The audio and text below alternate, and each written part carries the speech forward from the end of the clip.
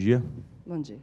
Eu quero inicialmente agradecer ao Cresce pela oportunidade, dizer que é uma satisfação e uma honra comparecer à Casa dos Corretores de Imóveis para dialogar, não para dar aula, não para dar palestra, mas para fazer um grande bate-papo sobre o nosso Brasil, o país que nós vivemos, e eu fico feliz com o convite, com a presença dos senhores e com a audiência daqueles que nos assistem à distância. E hoje, o tema que a mim foi solicitado tratar é o novo Estatuto Fundiário Brasileiro. É uma lei, a Lei 13.465, de 11 de julho de 2017, então ela já completou um ano. Ela deriva de uma medida provisória lá do final de 2016. E por que eu fui convidado a falar sobre ela? Porque eu fiz parte do grupo de trabalho do Ministério das Cidades, lá em junho de 2016, e fui um dos autores dos projetos que chegaram a ser convertido nessa Lei 13.465, de 11 de julho de 2017. E dos últimos 8 anos para cá, eu venho, ora na advocacia, ora na gestão pública. Eu fui secretário municipal de habitação da minha cidade, da minha terra natal, São José do Rio Preto. Eu fui coordenador de um programa do governo de São Paulo, chamado Programa Cidade Legal, que lida com a regularização fundiária urbana no estado de São Paulo. Então, nesses últimos 8 anos, eu venho me dedicando a essa questão fundiária do estado e do Brasil. E venho propagando a necessidade de nós, seres humanos, independentemente da nossa atividade, do nosso ramo profissional, enfrentarmos essa questão, olharmos para esse mapa que eu inicio a minha fala, a minha apresentação, e tentarmos entender a importância de cumprirmos as leis fundiárias brasileiras, a importância de buscarmos soluções para os problemas fundiários brasileiros. A grande maioria dos senhores que aqui se fazem presente ou que nos assiste tem uma visão, muitas vezes, e de todos os ramos profissional, equivocada. Isso é no mundo jurídico, com advogado, com juiz, com promotor, com defensor público. Isso é no mundo da economia, no mundo da engenharia, da arquitetura, dos gestores públicos. Há uma grande confusão no tema regularização fundiária. Todos nós observamos aí fora e prestamos atenção e colocamos a questão fundiária brasileira vinculada à política pública de habitação. Todo mundo imagina que fazer regularização fundiária é uma política pública nos moldes de um programa Minha Casa Minha Vida. É uma política pública nos moldes de uma construção popular da CDHU, a Companhia Habitacional do Estado de São Paulo. Mas estamos equivocados. Fazer regularização fundiária é uma política pública essencial para o desenvolvimento socioeconômico do Brasil. E quando nós falamos em desenvolvimento socioeconômico do Brasil, nós passamos necessariamente pela atividade dos senhores.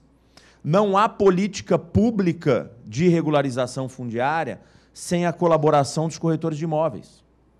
Nós não conseguiremos resolver o problema implantado no nosso Brasil de 1500 para cá, que esse problema não nasceu ontem, esse problema nasceu no descobrimento do Brasil.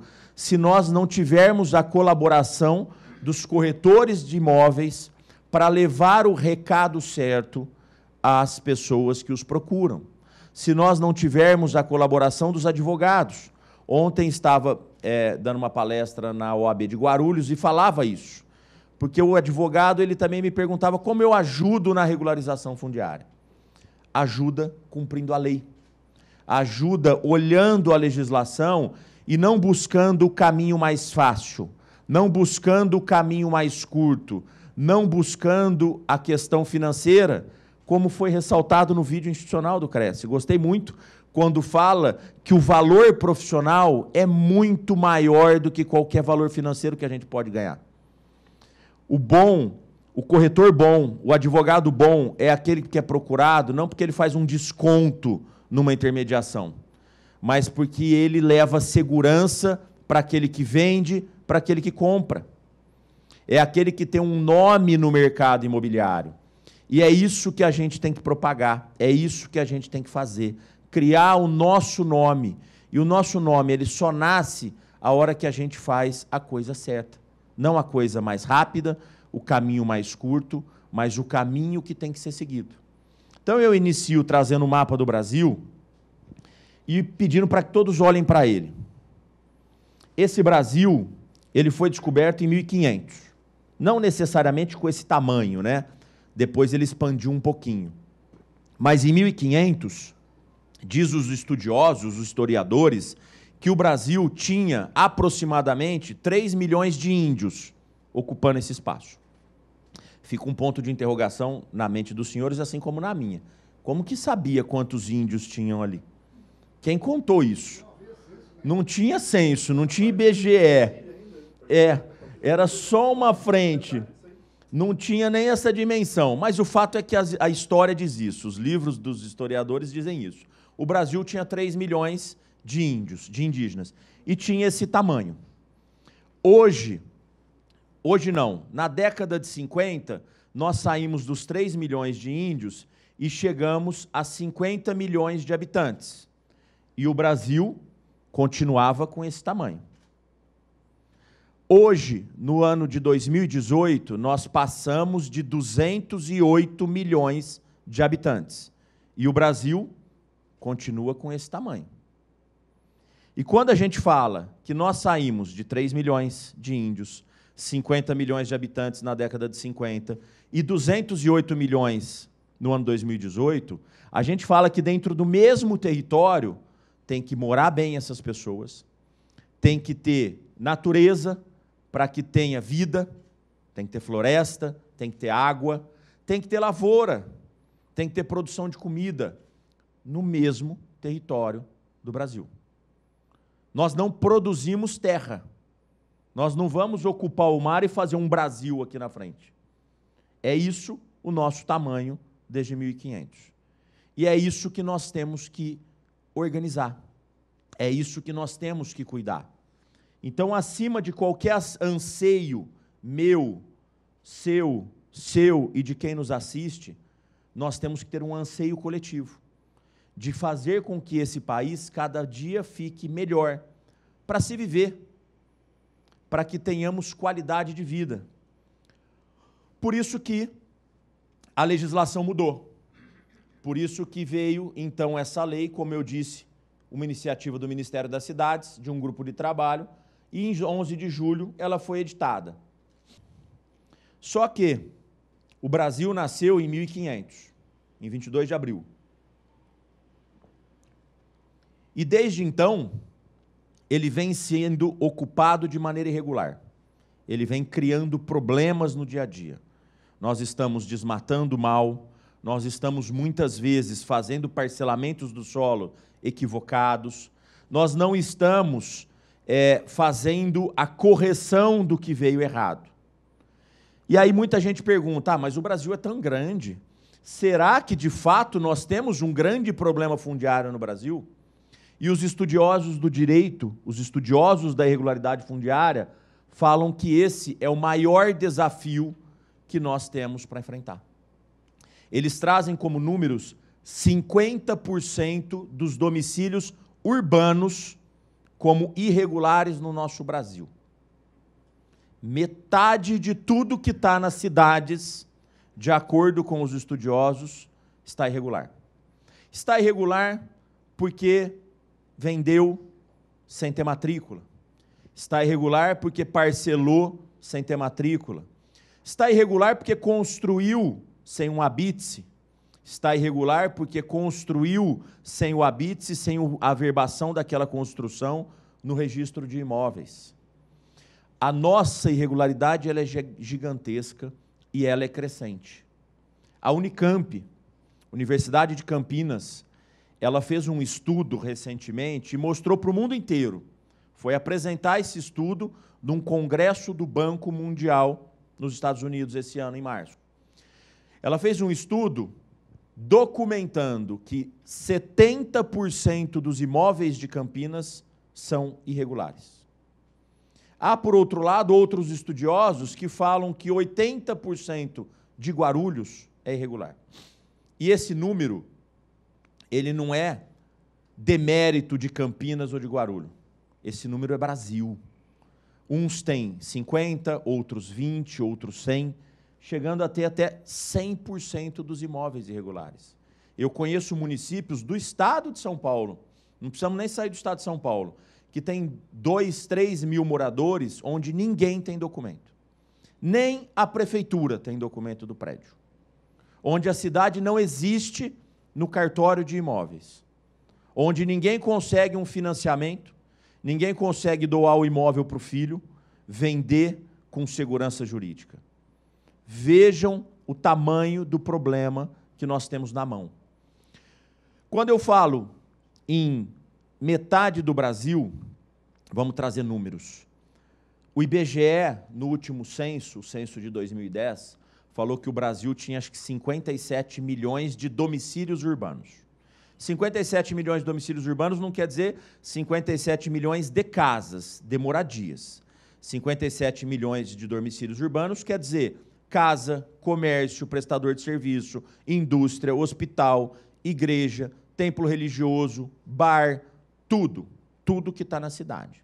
E os estudiosos falam metade disso é irregular. Então, se você fala que metade de 57 milhões, se eu atualizar para hoje, 60 milhões. Metade são 30 milhões de domicílios irregulares.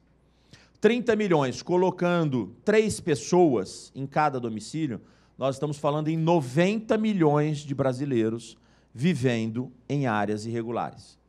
90 milhões de brasileiros que vivem, ocupam um espaço irregular, contudo, necessitam de serviço público de qualidade, que demandam uma escola boa, um bombeiro, uma polícia, uma infraestrutura mínima que dê dignidade, coleta de esgoto, tratamento, fornecimento de água tratada. 90 milhões de brasileiros usufruem desse serviço e, em regra, não pagam por esse serviço. A conta não fecha. A conta é astronômica e nós precisamos enfrentar isso. E onde está o problema, então? Detalhando um pouco mais dessa irregularidade fundiária urbana nas nossas vidas. Como eu disse, nós temos uma visão, uma premissa equivocada de colocar a irregularidade fundiária dentro da questão habitacional. Como eu disse também, o bairro ele não é formado apenas por moradias, salvo os da Minha Casa Minha Vida, que o pessoal faz casa e esquece de colocar supermercado, hospital, creche, todos os serviços públicos essenciais para a vida normal das pessoas. Mas, nesses bairros, a irregularidade, ela existe tanto de um loteamento normal de casas, quanto de um loteamento de chácaras de recreio. Quem aqui é do interior do estado, provavelmente quem está nos assistindo e não está presente aqui, é muito comum ter os loteamentos de chácaras de recreio, loteamentos de rancho, né, às margens dos nossos rios. Se nós pegarmos, por exemplo, o município de Piracicaba, a última contagem existia mais de 300 loteamentos de chácaras de recreio irregulares no município de Piracicaba. Salvo engano, eram 320 loteamentos irregulares só de chácaras de recreio. Então, a irregularidade também está num loteamento de chácara. A irregularidade, ela está nos prédios. Existem prédios que são irregulares. Por que irregulares? Porque se nós olharmos na matrícula do imóvel, no cartório, nós temos apenas a gleba, nós temos apenas o lote. Ninguém foi lá e instituiu o condomínio, fez nascer um prédio, ninguém foi lá e fez a convenção de condomínio, o regimento interno. Então nós temos, e não são poucos, são milhares de edifícios espalhados nas nossas cidades irregulares. Aí muita gente fala, mas o que isso impacta nas nossas vidas? Um prédio irregular, por exemplo, na Avenida Paulista. Um prédio irregular nos Jardins. O que isso impacta? Então vamos imaginar um prédio igual esse aqui. Quantas salas nós temos? Quantos andares tem esse prédio? 15 andares? São 10 andares. Vamos imaginar que tenha 5 salas por andar. Nós estamos falando em 50 imóveis. Se esse prédio foi construído na década de 80, com 50 imóveis, e hoje nós estamos no ano 2018, quantas transferências imobiliárias foram feitas desses 50 imóveis sem recolher R$1 de ITBI para o município? Quantos imóveis aqui foram, porventura, doados em razão de um falecimento de um pai, de um dono, ou doados por escritura, e sem recolher R$1 de TCMD para o Estado? Um prédio, 50 unidades, 30 anos irregular, ele sustenta um hospital público, com o que ele deixou de arrecadar. E será que tem muito? Tem vários. Tem milhares de prédios espalhados no nosso Brasil irregulares. Mas nós também temos as favelas. As favelas são sérios problemas habitacionais, problemas fundiários, porém habitacionais. Nós temos milhares de favelas no país. Nós temos favelas aqui em São Paulo que são maiores que muitos municípios do interior de São Paulo. Nós temos favelas que têm um movimento comercial dentro daquela área maior que a economia de muitos municípios. E uma circulação de riqueza totalmente informal. Outro dia saiu no jornal Estadão sobre a favela de Paraisópolis, ali ao lado do Morumbi. Ali eles têm um cartório próprio. A própria associação de moradores, diz o jornal, que regra essa transferência, entre aspas, imobiliária. Por quê? Porque é um bairro irregular. Quantas transferências imobiliárias são feitas em Paraisópolis sem a intervenção de um corretor de imóveis? Sem a intervenção de um advogado? Sem o recolhimento dos devidos tributos? Porque todos nós pagamos impostos. Então, acho que todos devem pagar devida, é óbvio, dentro da sua condição socioeconômica, respeitada a proporcionalidade. Essa mesma matéria do Estadão, que fala do cartório privado dentro da favela de Paraisópolis, ela fala que Paraisópolis criou um dinheiro próprio. Tem um banco próprio em Paraisópolis. Por que que tem isso? Por ausência do Estado em fazer a regularização fundiária. O Estado desampara a população, que tem que criar mecanismos para viver. E aí ele cria um cartório, ele cria um banco, por ausência de regularização fundiária. Nós também temos distritos industriais irregulares. Vou dar um exemplo aqui do lado. Campinas. O Distrito Industrial de Campinas, criado na década de 70, ele é irregular no ano de 2018. Quanto vale um lote industrial em Campinas? Lotes de 20, 30, 40, 50 mil metros, onde a pessoa constrói uma empresa, gasta milhões de reais para construir aquela empresa, e aquele imóvel não aparece no registro de imóveis. Aquele imóvel não aparece no município, não aparece na contabilidade fiscal do município. Vejam o que é a irregularidade fundiária no Brasil. E nós estamos falando do estado de São Paulo, que se diz a locomotiva da nação, que se diz o estado mais rico, avançado. Nós estamos falando da grande São Paulo. Vejam o tamanho do problema que nós temos que enfrentar.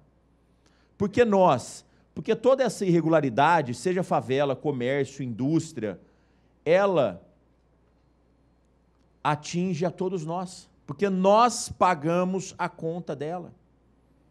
Quando o Estado fornece uma escola, faz um asfalto, leva uma infraestrutura, aonde o loteador não levou, aonde não foi instalada, quem paga?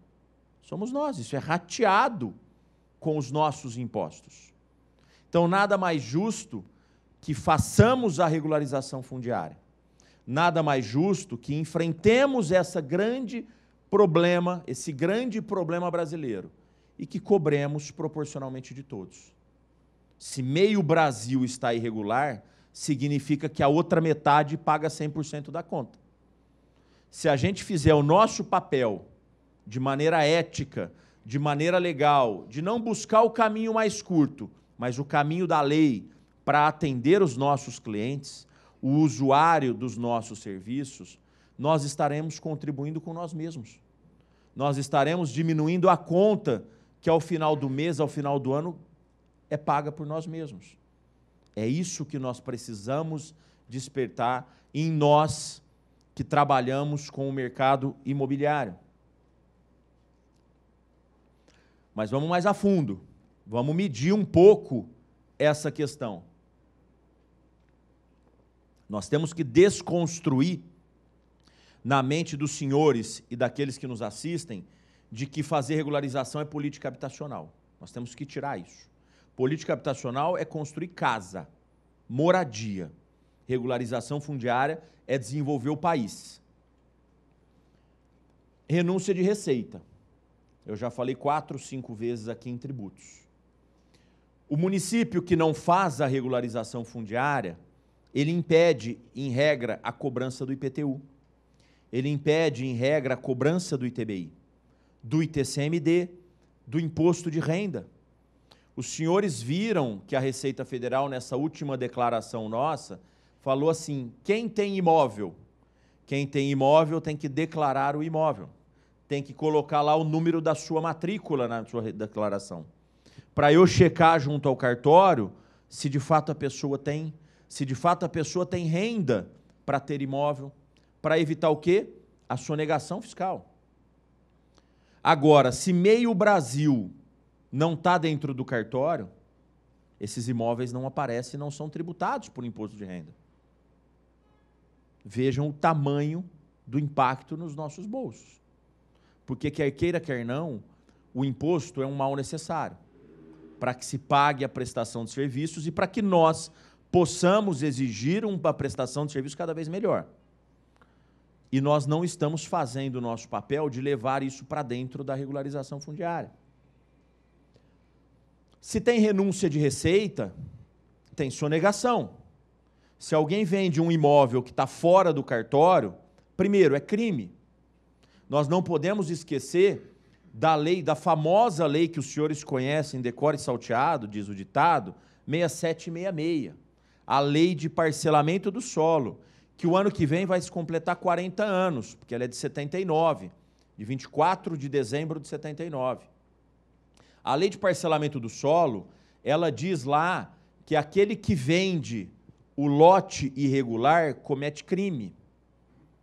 Aquele que auxilia na venda do lote irregular comete crime. Vejam como é perigoso nós trabalharmos dentro da irregularidade fundiária. É que, infelizmente, no Brasil, nós temos aquele hábito de falar, essa lei não pegou, essa lei pega ou aquela pega e não pega. Então, se nós observarmos, quem conhece loteador que foi preso por fazer loteamento irregular? Se nós estudarmos um pouco, eu conheço uma. Ela é de São José do Rio Preto e ela foi laranja do dono da terra. Ela foi a popular pessoa cítrica, como dizia meu amigo Fernando Fucaçawa, promotor de justiça e secretário de habitação de São José do Rio Preto. Ela deu o nome, colocou a terra no nome e o verdadeiro dono fez um loteamento irregular. Essa senhora ela foi presa. Ela por fazer um loteamento irregular lá na década de 80. E a hora que ela saiu da cadeia, o loteador falou, agora você devolve os imóveis para mim? Ela falou, não. Agora, como eu paguei a conta, eu que fui para a cadeia, os imóveis são meus. Então, ela que foi buscar a regularização, ela fez a regularização do bairro, ela doou infraestrutura, doou áreas para o município para fazer toda a compensação ambiental e urbanística, e depois ela saiu vendendo os imóveis faltantes. Mas foi a única pessoa, a única senhora que eu vi que foi presa por fazer um loteamento clandestino. Quem sabe de quem está sendo processado por isso? A gente não sabe. Corretores de imóveis sendo processados por intermediar negociação de lote clandestino, de lote irregular. Em tese, pela lei de 79, isso é possível. Então, nós temos que ter a cautela, e como diz o vídeo institucional, repito, gostei muito, a ética de valorizar os nossos nomes, acima de qualquer comissão.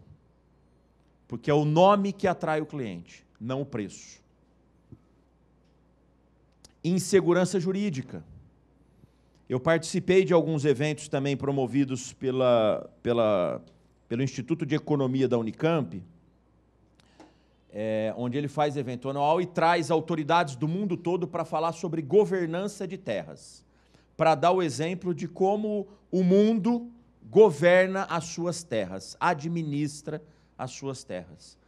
E quando vêm essas pessoas de fora para o Brasil, eles não conseguem entender por que tem tanta irregularidade fundiária. Eles não conseguem explicar para os investidores que estão fora do Brasil que alguém pode comprar um imóvel, pode registrar um imóvel no cartório de imóveis e depois vir um juiz e afastar a propriedade com base em um embargos de terceiro de boa-fé. Afastar a propriedade sobre a alegação de que alguém estava na posse por 10 anos. Tudo isso são fatos derivados da irregularidade fundiária, da inaplicabilidade da legislação brasileira. E isso afasta o investidor. Como que alguém fala, não, mas eu comprei a terra, o investidor, eu paguei milhões de reais por aqueles hectares para trazer uma empresa para o Brasil. Eu construo a empresa e, num dado momento, alguém vem e fala que aquilo não é meu. Que tem um contrato de gaveta que foi feito e que aquele contrato de gaveta tem que ser respeitado acima até do registro de imóveis. Isso gera insegurança jurídica. E se gera insegurança jurídica, gera descrédito da economia. E ninguém investe. Vejam que a irregularidade fundiária não é problema da casinha. Não é só o problema da moradia. É um problema de crédito mundial. E nós não temos como afastar isso, senão fazendo regularização fundiária.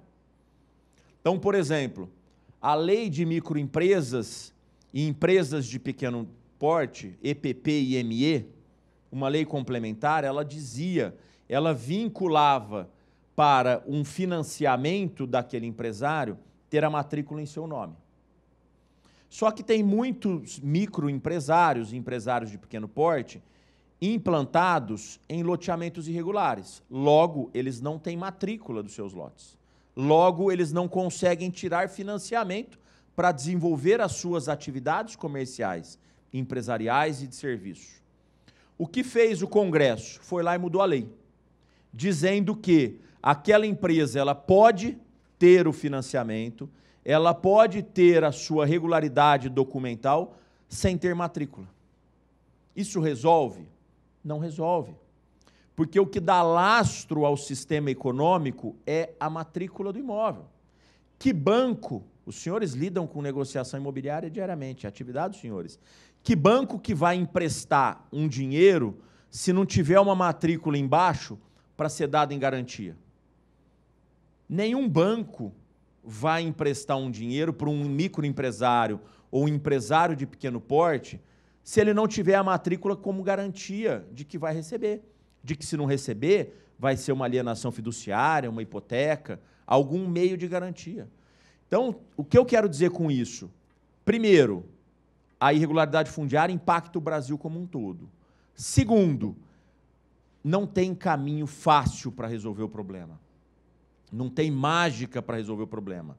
A lei, ela é um norte. A lei é um papel. Mas quem aplica a lei somos nós. E é nessa aplicação da lei que a gente tem que buscar construir um Brasil melhor. Não cortem caminhos. Não busquem meios que afastem aquele usuário dos serviços dos senhores da legalidade. Foi a frase que eu deixei para os advogados ontem na OAB de Guarulhos. Convençam o seu cliente de que cumprir a lei de parcelamento do solo é ótimo para ele, é ótimo para o Brasil. Convençam os seus clientes de que fazer a regularização fundiária é ótimo para ele, é ótimo para o Brasil. E quando a gente fala em irregularidade fundiária, além de toda essa parte econômica, renúncia, sonegação, nós temos um impacto muito direto com as pessoas, que é o gasto com saúde. Ou seja, loteamento irregular dá doença. Loteamento irregular dá óbito. Por que que dá? Porque não tem tratamento, não tem coleta de esgoto, não tem fornecimento de água.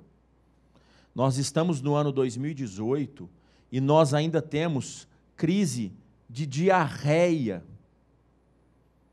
Nós estamos falando do Brasil, que quer ser desenvolvido e sequer consegue coletar 100% do esgoto produzido nas nossas casas.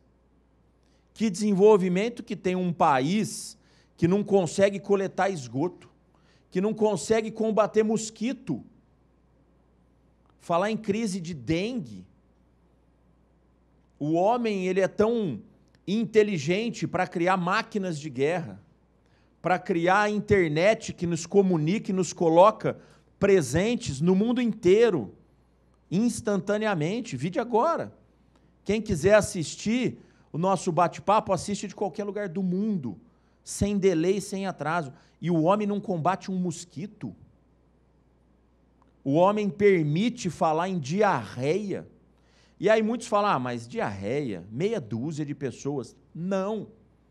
Tem um estudo de um instituto chamado Trata Brasil, que é aqui de São Paulo, que ele mede o tamanho do prejuízo que nós temos com a economia pela irregularidade fundiária na questão ambiental, na questão saneamento básico. Sabe quanto o Brasil gastou no ano de 2013 só para tratar de diarreia no SUS? 123 milhões de reais. Será que se a gente combatesse, levasse esgoto para essas comunidades todas, para esse meio Brasil urbano irregular, não sobraria dinheiro que a gente gasta com diarreia para tratar de doenças mais sérias? Para a gente buscar equipamentos de saúde muito melhor? E essa responsabilidade, senhores, está conosco. Compete a nós fazermos o nosso papel de não vender o que é irregular, não propagar o que é irregular, combater o irregular. Se alguém chega para os senhores falando, olha, eu sou dono de uma terra e eu quero lotear, e eu ouvi dizer que o bom é lotear sem passar por aprovação nenhuma, porque aí eu não tenho que doar 20%, 30% da minha terra para o poder público. Eu não tenho que gastar com infraestrutura. Levem o discurso que isso é prejudicial a todos, a ele, às pessoas, que o barato sai caro, que aquela terra parcelada de modo irregular, ela é subvalorizada, que aprovar um loteamento não é um bicho de 7 cabeças. Dá para se aprovar, dá para se doar à área pública, dá para ganhar dinheiro no loteamento regular, que nós não podemos permitir que ainda nasça, e nasce diariamente, loteamentos irregulares no estado de São Paulo. Esse mesmo Instituto Trata Brasil, quando ele fala dos gastos com saúde pública, turismo, segurança e tudo mais, envolvendo a precariedade da infraestrutura, ele também fala quanto o Brasil ganharia se ele colocasse esgoto em todas as unidades habitacionais do Brasil. Sabe quanto injeta na economia em 20 anos? E quem fala são economistas da Fundação Getúlio Vargas, que fizeram esse estudo para o Instituto Trata Brasil. 1,8 trilhões em 20 anos injetados na economia, se nós fizéssemos só um pedacinho da regularização fundiária, que é levar esgoto para todo mundo. Imagina colocar no nosso país esses 2 trilhões em 20 anos. Se nossa economia não ia girar muito melhor e nós não teríamos uma condição de vida muito maior. Pois bem, o que, afinal, esse novo marco legal, a Lei 13.465, trouxe, então, se nós só temos problema de 1.500 para cá? Primeiro, ela trouxe no título 1 a questão da regularização fundiária rural. Para que serve isso? Eu vou, no próximo slide, separar o que é uma regularização urbana do que é uma regularização rural. E é muito importante os senhores entenderem isso, porque os nossos gestores públicos, os nossos munícipes do interior, muitas vezes não conseguem separar o que é rural do urbano. e vão procurar os senhores para falar, olha, eu quero fazer um loteamento de chácaras. Isso é rural ou isso é urbano? Ou, por outro lado, eu quero regularizar um loteamento, um condomínio de ranchos. Isso é rural ou isso é urbano? Então, eu trago essa diferenciação no próximo slide para os senhores, para que os senhores levem esse recado aos clientes dos senhores e possam propagar a regularização do uso do solo. Esse mesmo marco, ele também fala no título 2 da questão urbana, que na lei foi apelidada de REURB, Regularização Fundiária Urbana. Essa é a sigla do processo administrativo que busca resolver os problemas desses bairros urbanos implantados. E essa lei também trata dos bens da União. A União, como poder público, assim como o Estado e os municípios, possuem milhares, se não milhões, de bens imóveis espalhados. A grande maioria abandonado, a grande maioria ocupado. E muitas pessoas querem resolver essa situação. Então, pode ser muito usual pessoas procurarem os senhores e falar, olha, tem uma comunidade que está ocupando aquele prédio, como era o caso daquele prédio que caiu no centro de São Paulo. Aquilo era passível de regularização fundiária. Nós não poderíamos ter deixado aquilo acontecer.